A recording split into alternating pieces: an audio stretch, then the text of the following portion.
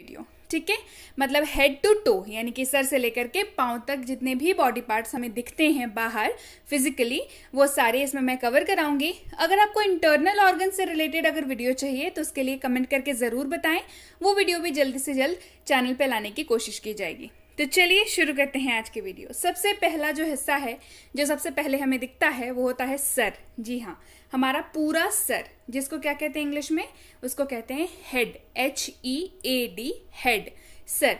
अगर आपको बोलना हो सर दुख रहा है तो आप क्या बोलेंगे? आप सर की जगह पे हेड बोलेंगे। ठीक है, चलिए बढ़ते हैं आगे। अगला है बाल। उसके बाद आपको क्या दिखते हैं? बाल। तो बाल का इंग्लिश होता है हेयर, HAIR, हेयर। चाहे मेल हो या फीमेल हो, दोनों के लिए ही बाल का मतलब क्या होता है? हेयर। अगला होता है भौं। भौं ही कह लीजिए या भौं कहिए। इसको अंग्रेजी में कहते हैं आईब्राउज। क्या कहते हैं? आईब्राउ। ठीक है, इसको कैसे पढ़ते हैं? Eyebrow, right. भौहें यानी कि हमारे आंख के ऊपर एक बाल, छोटे छोटे बालों की एक पट्टी होती है ना, जिसको शेप वी करवाते हैं, उसे कहते हैं भौं। आप यहाँ पे इमेज में देख सकते हैं, भौं यानी कि आईब्राउ। अगला है आंख। ठीक है, तो ये हमारे पास दो आंखें होती हैं, तो these are called as eyes. English में क्या कहते हैं? आई। ठीक है, पलकें। आंखों को प्रोटेक्ट करने के लिए, आंखों को धूल से या फिर डस्ट से बचाने के लिए एक बहुत पतले पतले बालों की एक हमारी जो आंखों के ऊपर की पट्टी होती है, उसके ऊपर बालों की एक लेयर होती है बहुत पतली सी, ऊपर भी और नीचे भी होती है। ठीक है, आप यहाँ पे इमेज में देख के समझ सकते हैं, मैं इन बालों की बात कर रही हूँ। आप देख रहे हैं इन बालों की, इनको कहते हैं पलके। हिंदी में कहते हैं हम लोग पलके, अंग्रेजी में इन्हें कहते हैं आई लैशेज। क्या कहते हैं अंग्रेजी में? Eye lashes. अगला है नाक, जिनसे हम सारी चीजों को सूंघते हैं या जिनसे हम सांस लेते हैं, तो ये है नाक। देखिए आप इमेज में देख सकते हैं यहाँ पे, नाक को अंग्रेजी में कहते हैं नोज, NOSE, नोज। अगला है कान। कान यानी कि जिससे हम लोग सुनते हैं, अभी आप मेरी आवाज सुन पा रहे हैं, कान, उसे कहते हैं अंग्रेजी में ईयर। क्या कहते हैं? ईयर।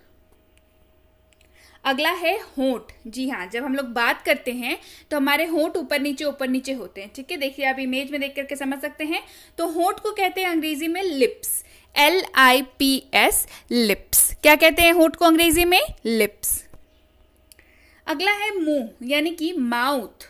मुंह यानी कि माउथ। देखिए लिप्स के अंदर जो एक हिस्सा होता है जहां पे हम लोग ऐसे खाना खाते हैं, तो अंदर का जो हॉलो एरिया होता है, उस पूरे एरिया को क्या कहते हैं? माउथ। उस पूरे एरिया को क्या कहते हैं? माउथ।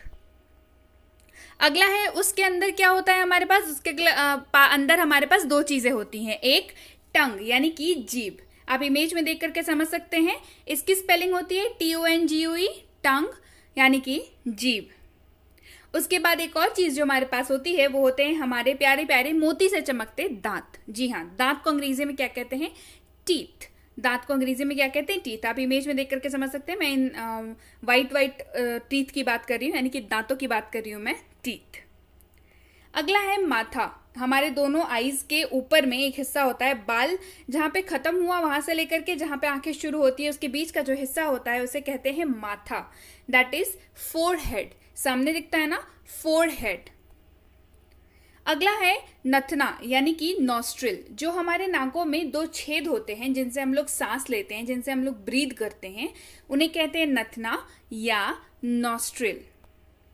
आप सारी चीजों की इमेजेस में देखते जाइएगा रेफरेंस के लिए। ठीक है, अगला है ठोड़ी या ठुड्डी। कई जगहों पे इसे ठोड़ी भी कहा जाता है, कई जगह पे इसे ठुड्डी भी कहा जाता है। तो ये पॉइंटेड सा हिस्सा होता है हमारे चेहरा, हमारा चेहरा जहाँ पे खत्म होता है, वहां पे एक पॉइंटेड सा हिस्सा होता है जस्ट हमारे होठों के नीचे, एकदम पॉइंटेड सा वी जैसा, उसे कहते हैं चिन। उसे कहते हैं चिन। ठोड़ी या ठुड्डी हिंदी में और चिन अंग्रेजी में।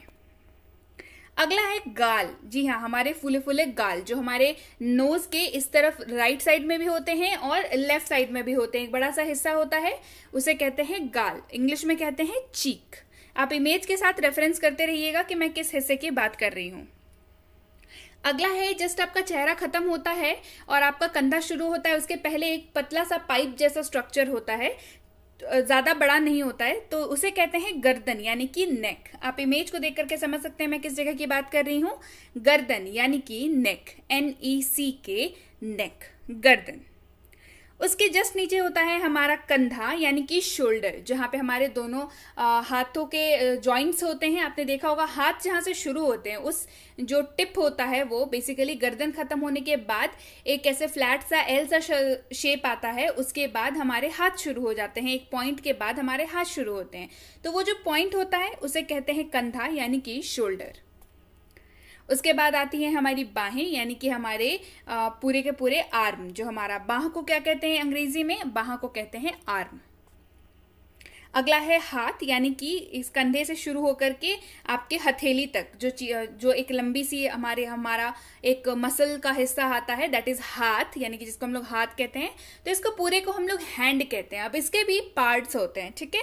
जैसे एक बताया मैंने, बाह बताया, उसके बाद इसके आगे मैं और बताऊंगी हाथ। इस पूरे हिस्से को जहाँ पे आपका कंधा खत्म हुआ वहां से लेकर के आपकी हथेली की उंगलियों तक, इस पूरे हिस्से को क्या कहते हैं, हाथ कहते हैं, यानी कि अंग्रेजी में हैंड, HAND, हैंड। उसके बाद आता है जैसे आप थोड़ा सा और नीचे आएंगे तो आपको एक और आप जब हाथ को फोल्ड करेंगे, जब आप हाथ को मोड़ेंगे तो आपके सीधाई में आपको एक पॉइंटेड सा हिस्सा दिखेगा। आप इमेज में देख के समझ सकते हैं मैं किस जगह की बात कर रही हूँ, इस जगह की बात कर रही हूँ। हमने हाथ को यहाँ से फोल्ड किया और हमें ये पॉइंटेड वाला हिस्सा दिखता है, उस जगह को कहते हैं एल्बो। हिंदी में कहते हैं कोहनी और इंग्लिश में कहते हैं एल्बो। उसके बाद आता है हमारी हथेली। हथेली यानी कि जो बीच का हिस्सा होता है, जहां पे हम लोग अगर मान के चलिए आपको कोई कुछ दे रहा है तो आप कैसे पकड़ेंगे, जो एक सरफेस एरिया आपका होता है ना, वहां पे खाली सा जहां पे रेखाएं होती हैं हाथ की, उसे कहते हैं पाम। हथेली हिंदी में कहते हैं और अंग्रेजी में कहते हैं पाम। उसके बाद आती हैं हमारी उंगलियां। आप इमेज में देख करके समझ सकते हैं मैं इस 5 उंगलियों की बात कर रही हूँ। इसे कहते हैं उंगली हिंदी में और अंग्रेजी में कहते हैं फिंगर। थोड़ा और आगे बढ़ेंगे तो आपको दिखेगा उसके जस्ट गर्दन खत्म होने के जस्ट बाद आपको दिखेगी छाती। जी हाँ, इसे कहते हैं चेस्ट, इंग्लिश में कहते हैं चेस्ट। छाती यानी कि चेस्ट। उसके बाद आप थोड़ा और नीचे उतरेंगे तो आपको मिलेगा कमर। कमर एक घुमावदार हिस्सा जो आता है चेस्ट खत्म होने के बाद, जो एक घुमावदार हिस्सा आता है, दैट इज कॉल्ड एज कमर इन हिंदी, और अंग्रेजी में उसे कहते हैं वेस्ट, WAIST, वेस्ट। उसके बाद आप कमर से थोड़ा सा नीचे उतरेंगे तो आपको मिलेगा हिप, जिसे हिंदी में कूल्हा कहा जाता है और इंग्लिश में कहा जाता है हिप, HIP, हिप, कूल्हा यानी कि हिप। उसके बाद जैसे ही आप थोड़ा सा नीचे उतरेंगे आपको मिलेगी जांग। जी हाँ, दोनों पैर हमारे वहां से शुरू हो जाते हैं। तो जांग इंग्लिश में क्या कहते हैं, थाई, THIGH, थाई। तो जांग को इंग्लिश में क्या कहते हैं, थाई। उसके बाद जांग के जस्ट नीचे हमारा होता है घुटना। जी हाँ, एक गोल सा बॉल जैसा स्ट्रक्चर होता है जहां पे जांग खत्म होता है और उसके नीचे का हिस्सा शुरू होता है, वहां पे एक गोल बॉल सा स्ट्रक्चर होता है, उसे कहते हैं घुटना हिंदी में, और अंग्रेजी में उसे कहते हैं नी, KNEE, नी। उसके बाद घुटने से शुरू होकर के आपका जो आपके उसके बाद एड़ी आती है, एड़ी के बीच तक का हिस्सा, उसे कहते हैं हिंदी में पिंडली या इंग्लिश में कहते हैं शिन। ये बहुत ज़्यादा पॉपुलर नहीं है, बहुत ज़्यादा लोगों को मालूम नहीं है इसको क्या कहते हैं। अब मुझे कमेंट करके बताइए कि आपको पता था इसे शिन कहते हैं या हिंदी में इसे पिंडली कहते हैं। ये काफ़ी इंपॉर्टेंट हिस्सा है जो ऑब्वियसली हमें खड़े रहने में मदद करता है।